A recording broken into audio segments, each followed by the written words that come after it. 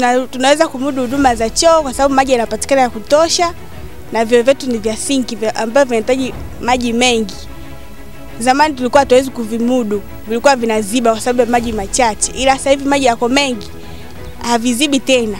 Huko wanatuita wa ng'ombe huko kwa sababu ya maji.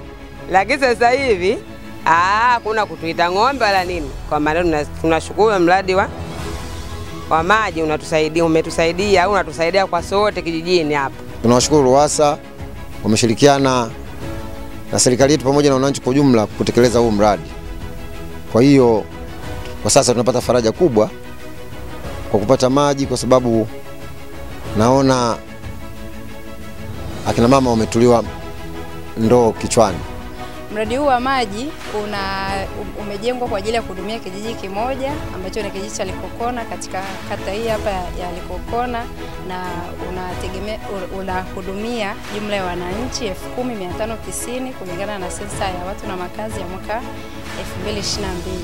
Na waathirika wakubwa walikuwa ni wanawake. Kama tunavyoelewa katika jamii, wanawake sisi ndio wafanyakazi, sisi ndio wakazi za kufanya kazi za nyumbani.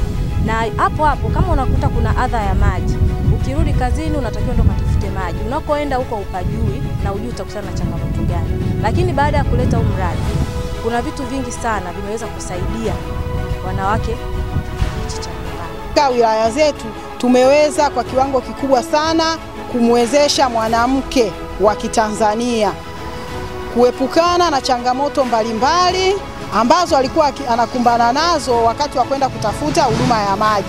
Hii imesaidia mwanamke wa mkoa wa Mtwara na wilaya zake kuweza kufanya shughuli nyingine za kimaendeleo.